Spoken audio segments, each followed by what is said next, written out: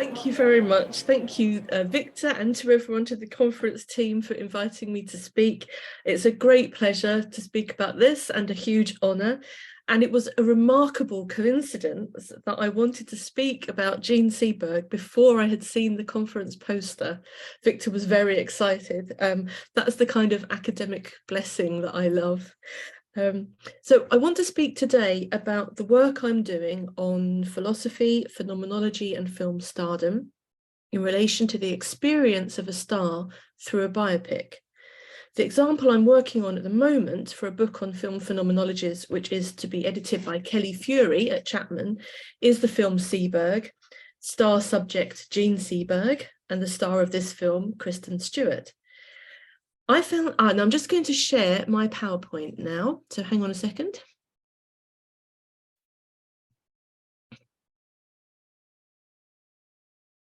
Whoops, just shared the wrong screen.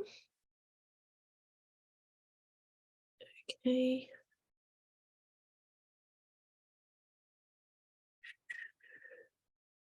Slideshow from start. There we are. Okay, is that all right? Thank you.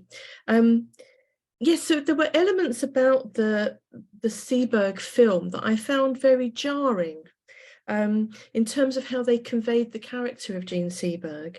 And yet I found myself connected to and feeling for the actress, Seberg, who I have watched and loved for many years. So I felt compelled as a film philosopher to try and work out what was going on. And in relation to my encounter with Jean Seberg through this film about her. Now, at the premiere of Seberg as part of the London Film Festival in October 2019, and I was there, I was very lucky, Kristen Stewart in conversation conceded that she had known nothing about Seberg other than having seen Breathless. And it seemed from a show of hands in the audience that most of them were in the same position as Seberg, either knew nothing about Jean Seberg or only Breathless. The co-writer of the film, Joe Shrapnel, along with Anna Waterhouse, said that when he heard the story about what happened with Jean Seberg and the FBI, he felt compelled to write about it. He believed this was a story that had to be told. So the film Seberg, directed by Benedict Andrews, is not a conventional childhood to career rise and fall to death biopic, but rather is focused on the particular period of Jean Seberg's life at the end of the 1960s and early 1970s, when she became involved by supporting the Black Panther movement. The film portrays Seberg as having an affair with Hakeem Jamal, a leading controversial Black Panther figure at the time, and shows the FBI conducting a campaign to keep watch on her, tap her phones, create and plant false stories about her in the press, bringing about breakdowns and fragile mental health and causing her miscarriage.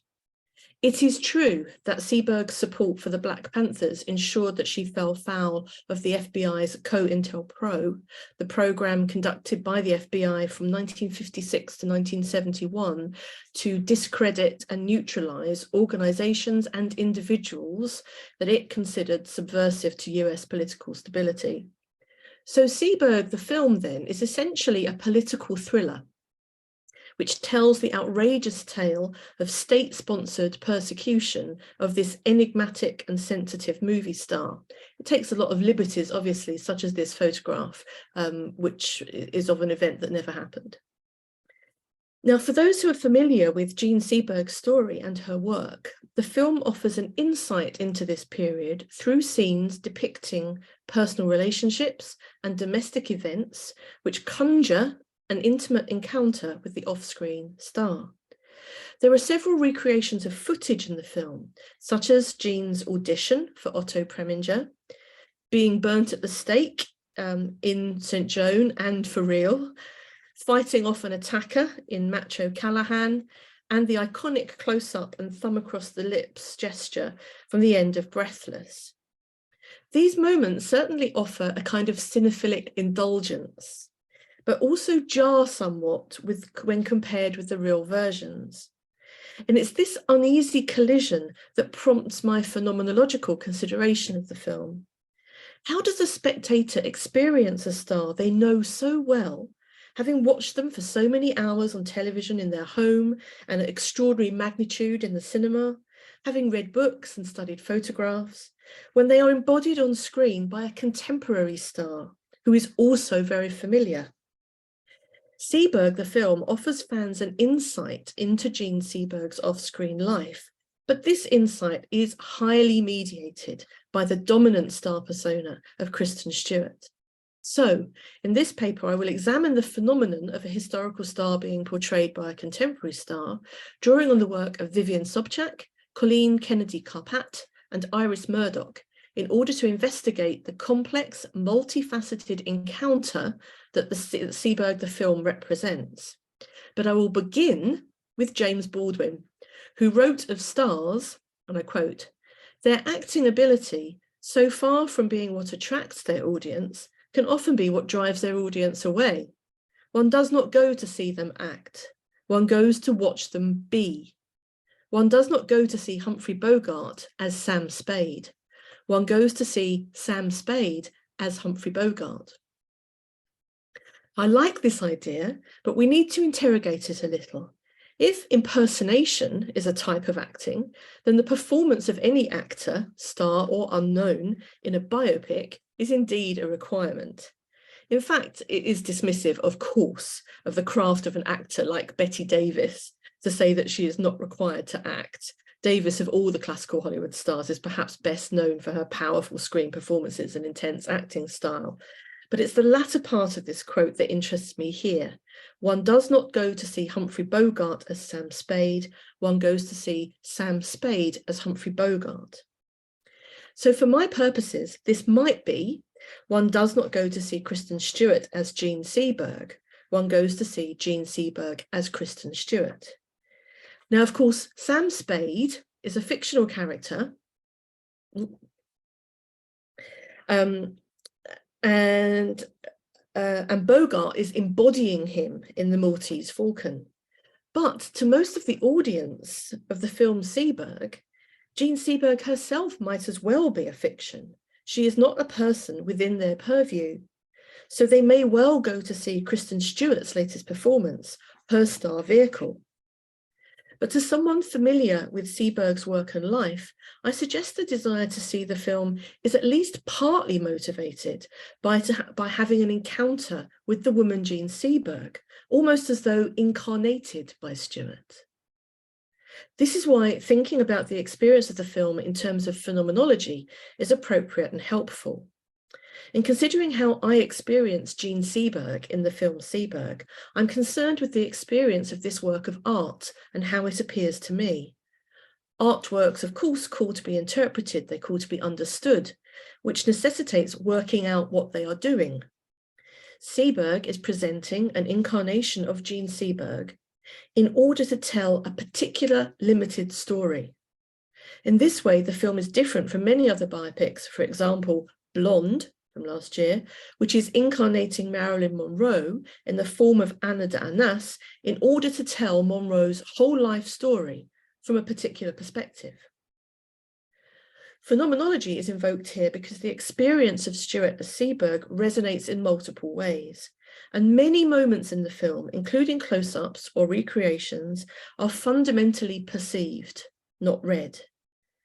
This means that the artwork needs to be comprehensible in a way that acknowledges all the elements that are going on when we see it, appreciating the appearance of what we are being shown, recognizing what we're being shown, and the relationship that this artwork has to do with other artworks and text circulating around it.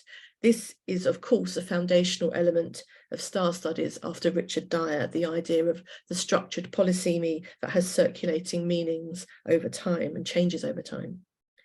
But a further point that ensures the relevance of the phenomenological approach here is that I can only describe what I see in the terms that I know. This is not necessarily objective, as the meaning of, for example, Kristen Stewart's manicure means something to me that it may not to you. And yet I can describe this and thereby enter into one of the many intersubjective encounters that the film phenomenology provokes with Stewart, Seberg, the film Seberg, and you.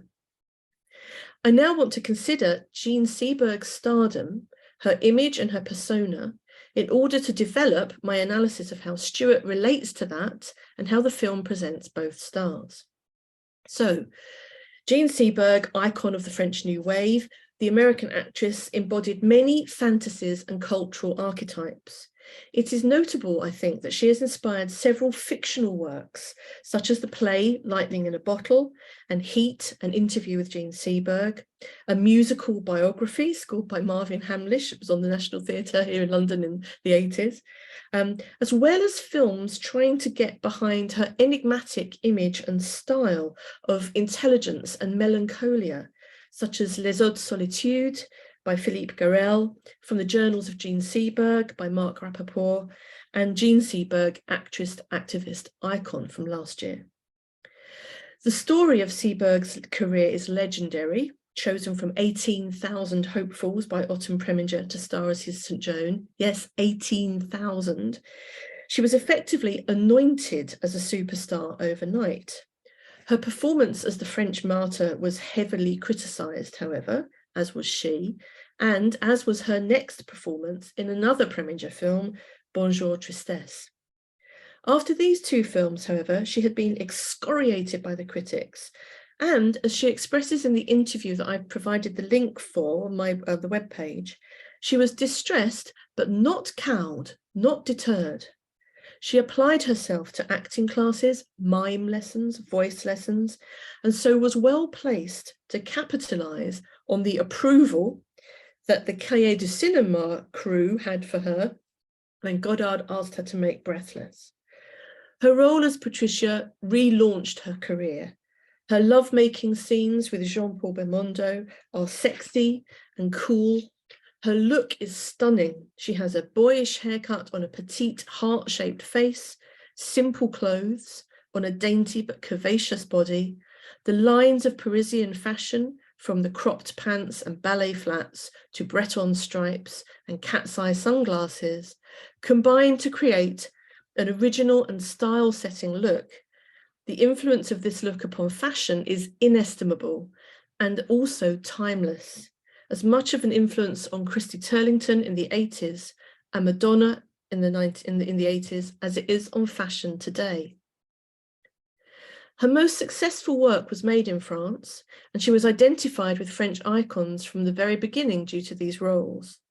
She's the object of 1 million posters based on the image of her trying to sell newspapers on the Champs-Élysées, wearing her iconic Herald Tribune t-shirt. This status as an image and an essence, embodying a spirit of youthful, cool, modern sexiness, also embodies American style in Paris, a girl who carries exoticism and independence, individuality and energy. Her American intoned French accent and her European lifestyle ensure that she has outsider status in both America and Europe. So the elements of the Jean Seberg star image are complex and contradictory. Midwest American girl, plucked from obscurity, American dream dashed by apparent abject failure, success founded on collaborations with European directors and marriage to European men. A teenage girl with political convictions who admired the acting of Marlon Brando and James Dean. Jean was a member of the NAACP from the age of 14 and later became involved with the Black Panthers in Hollywood. So a potential beacon of white American femininity, who not only rejected all those elements of her identity in some ways, but also embraced and collaborated with opposing social forces. And yet she wasn't beholden to French cinema either. She considered the New Wave directors who adored her to be, in her words, very strange little men. As Jeffrey McNabb described, Jean's was one of the strangest and most contradictory film careers of the post-war years. Fiona Handeside describes how Preminger's Joan established a potential star persona for Jean based on androgyny, transgression, subversion, and mobility. and the elements of youth and mobility developed and extended in Bonjour Tristesse. A mixture of these elements continued throughout the 1960s as her films met with variable success. Highlights such as In the French Style and Lilith at least gave her characters to create who had more than one dimension. But as the decade progressed, films like A Fine Madness, Birds in Peru, and Pendulum reduced her to sex object roles, which squandered her complex talents. Following the period with which the film Seberg is concerned, Jean's film career stalled. Her films deteriorated, and her personal life was marred by mental illness. It was in 1974 that she made the terribly melancholic Les Hautes Solitudes, which features a scene of her swallowing handfuls of pills, reportedly for real.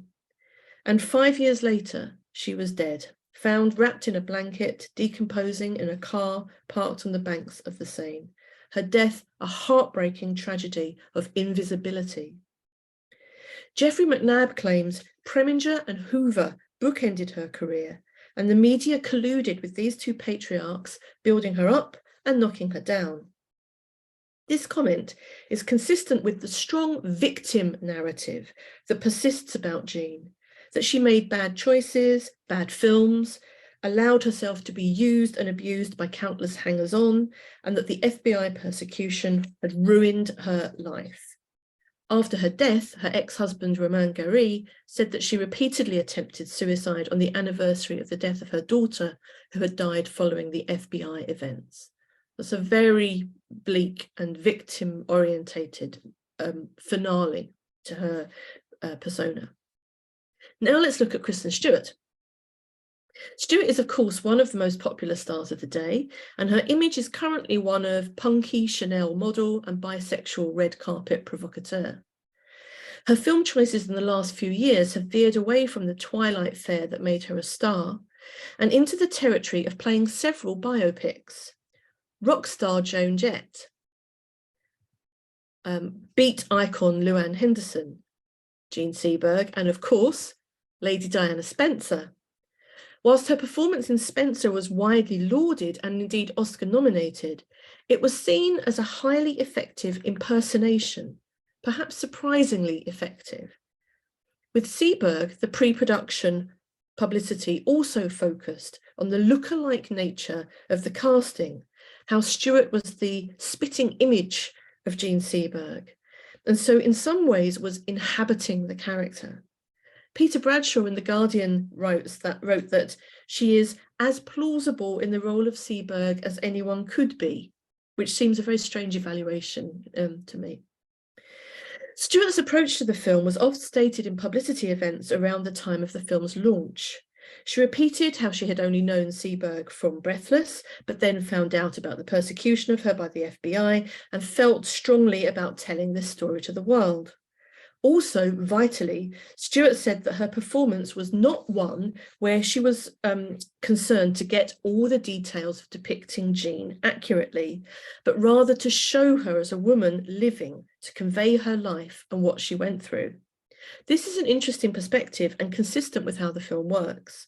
The tantalizing recreations serve to endorse particular elements of Seberg's persona: youthful discovery, suffering as St. Joan, suffering in her career, and an icon.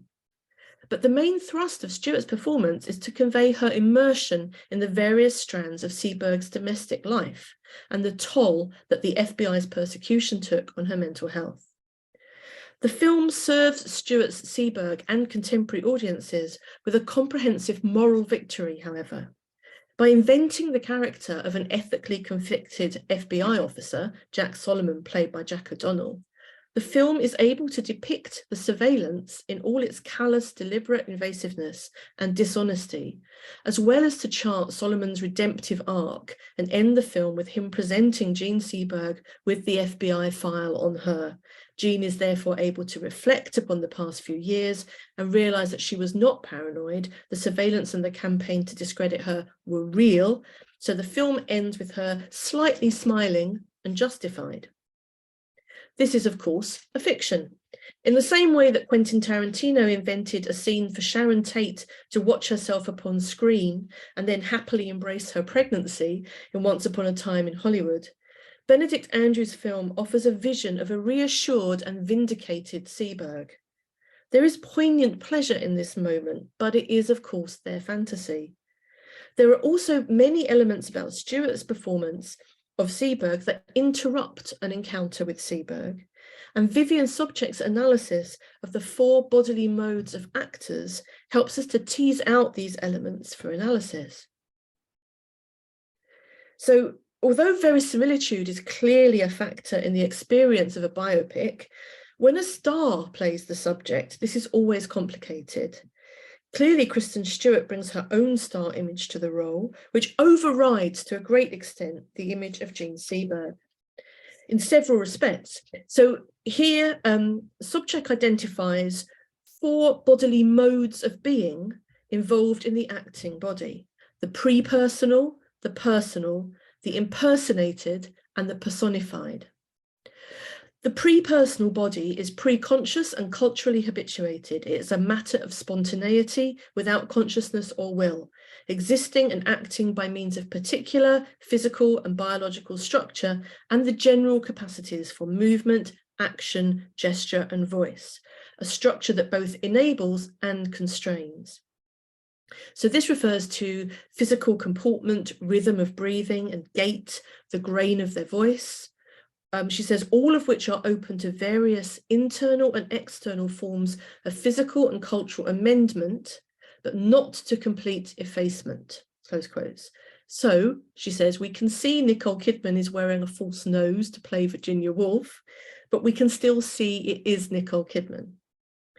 So for Kristen Stewart as Seberg, we can see her slim, broad-shouldered and androgynous body and straight-shaped legs with slightly round-shouldered athletic walk and bounce. Her walk is confident and bouncy. These elements are markedly different from Jean Seberg's small, curvaceous legs and petite body and her upright, delicate, refined movements. Sobczak calls this mode the being, the unconscious self and style of being. Then there is the consciously sensing and sensed personal body, which is circumscribed and differentiated from the flesh of the world and others.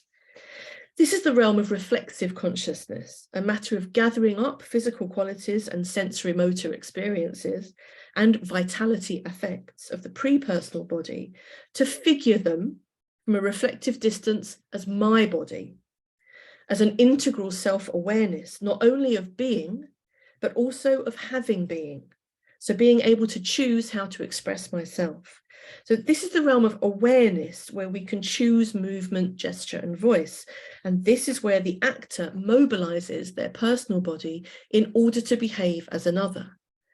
Our own bodies are not usually the intentional object of our reflection unless we undergo a major physical transformation, are ill, have to learn or relearn a new task, or are a professional actor getting ready to prepare for playing another. So this invites us to consider Stewart's body in the film and how she might be thinking about her voice, her walk, and her appearance in order to inhabit the next bodily mode. The impersonated body of a character or a persona.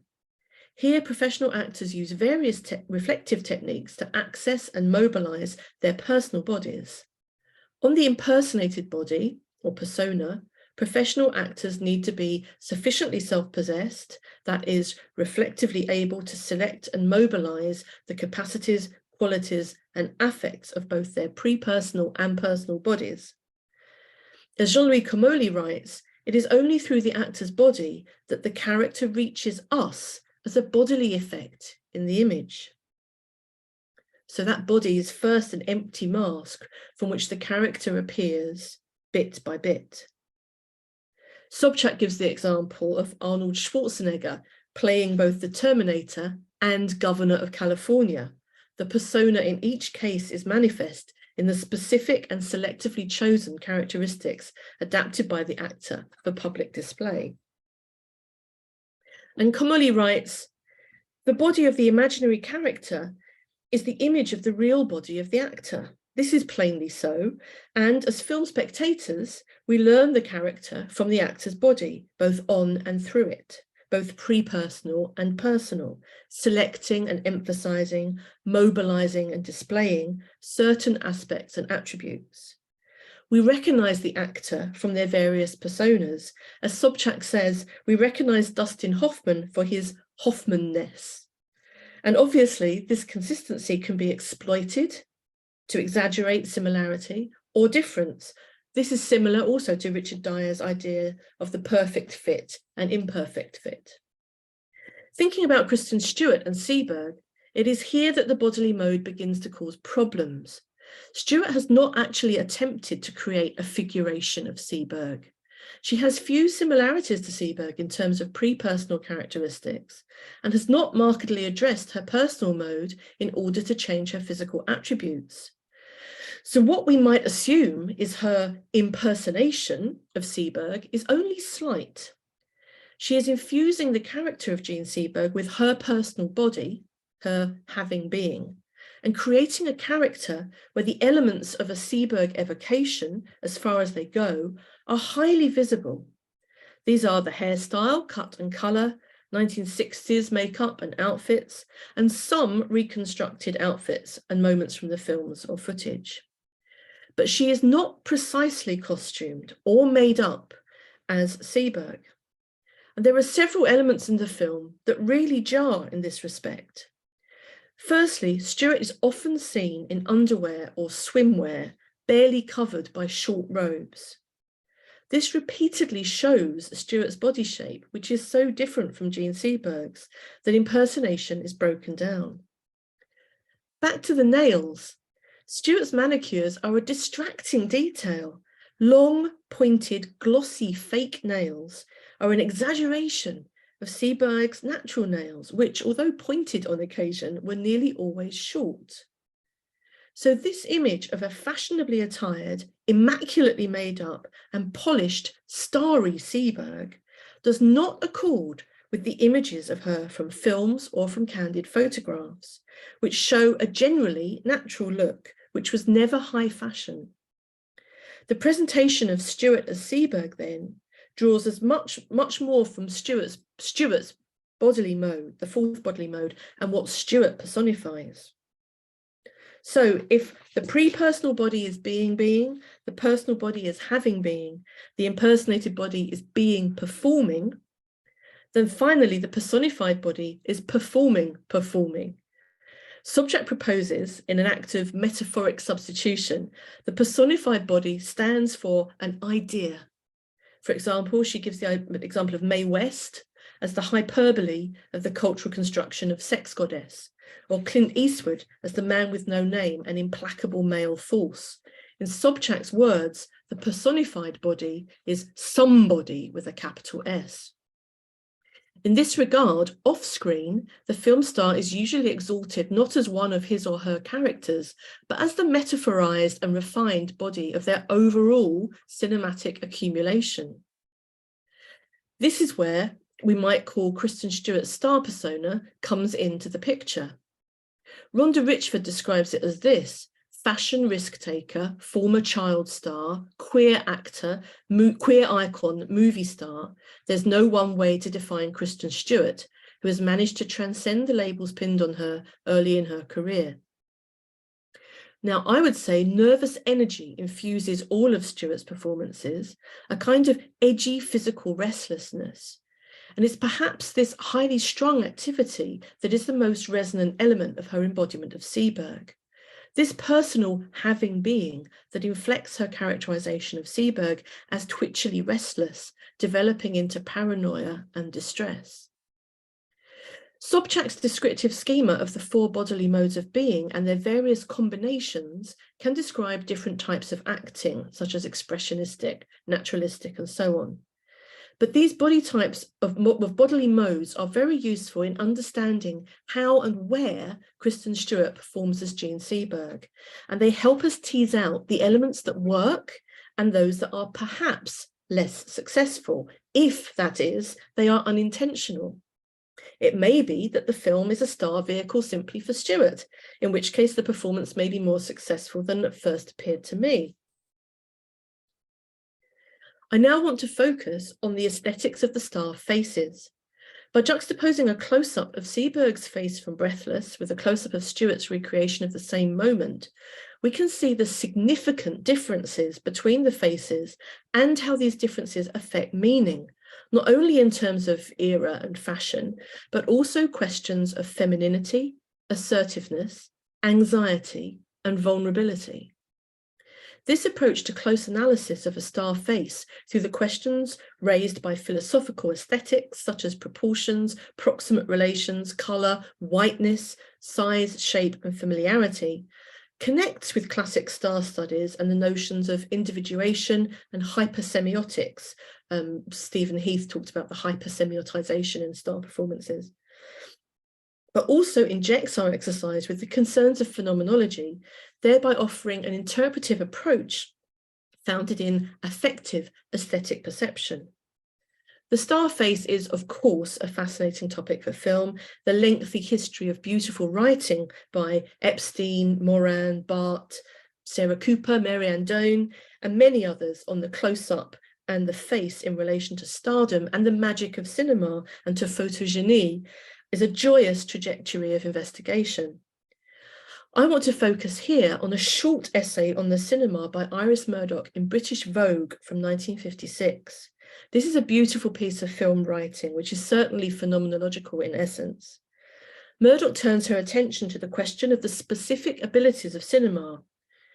She says, "The film is, for better or worse, the medium which can most exactly reproduce the moment-to-moment vagaries of the human consciousness. It is, in fact, the most natural image for the consciousness." And she considers film a very specific form of art. She says, from a painting, we can stand back. With a novel, we can pause and ponder. But a film is as near to us as our own self-awareness and comes over us with the inevitability of time itself. The Murdoch is here grappling with the specific elements of time passing, moving image, and intimate perception, which constitute the cinema. Murdoch considers various elements and possibilities for film, but feels strongly that there is, however, one natural object with which the cinema is supremely concerned, and that is the human body, and most especially that most interesting surface, the human face. Here we can find tragedy and comedy made minutely concrete in the movement of a muscle, and human character on display at the point where spirit and matter are most intensely fused. If cinema could do nothing but present faces, it would have enough material to be a major art. Murdoch's ideas about phenomenology, perception, emotion, and spirit help us to focus on the face as a way to begin an investigation of the phenomenology of the star biopic more broadly. The idea of experiencing a star through a biopic is surely one of the genre's greatest appeals, but the phenomenological encounter contains competing perceptions and texts whirling around us as we watch. Stewart has short hair resembling the famous Seberg crop, but highlighted with visible streaks, giving a far more punky impression, consistent with Stewart's image than the classic dark blonde crop that Seberg had. Seberg's heart-shaped face has her nostrils and full top lip at the centre of the face, with small round eyes enhanced by subtle cat-like eyeliner.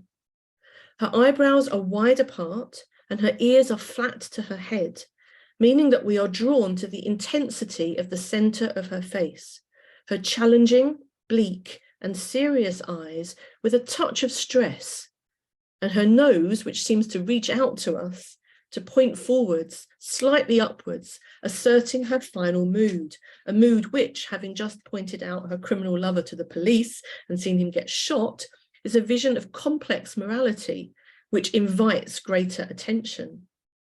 Stewart, by contrast, has far more textures and features going on. Her eyebrows are thicker and darker, her hair is highlighted and fuller around the head, her ears are clearly visible, the shading around her nose and under her eyes is pronounced, and her jawline is broader and deeper. our attention is drawn to the sad darkness at the centre of this flatter plane, making those central features seem concave and pulled back from us. If we think in Murdoch's terms of the face fusing spirit and matter, then we can analyse the matter, the materiality of the faces and the features, and see how these contribute to the spirit of each. There is confrontation, defiance, and strength in Seberg's intelligent, knowing face. It challenges. In Stewart's, there is sadness and darkness, but notably less complexity or strength, conveying perhaps an absence of challenge. The composition and demeanour of the face fundamentally affects our aesthetic perception of the spirit and matter, and how they are so intensely fused. These still images combine the pre-personal, the personal, and the impersonated to greater or lesser extent.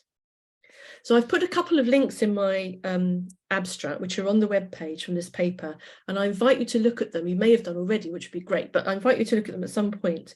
One is an interview with Seberg from 1960, and the other is an extended trailer of Stewart's highlights from the film Seberg. In these, the physical differences between the two actors are very apparent. Jean Seberg is charming, a little diffident, intelligent, considered, and polite.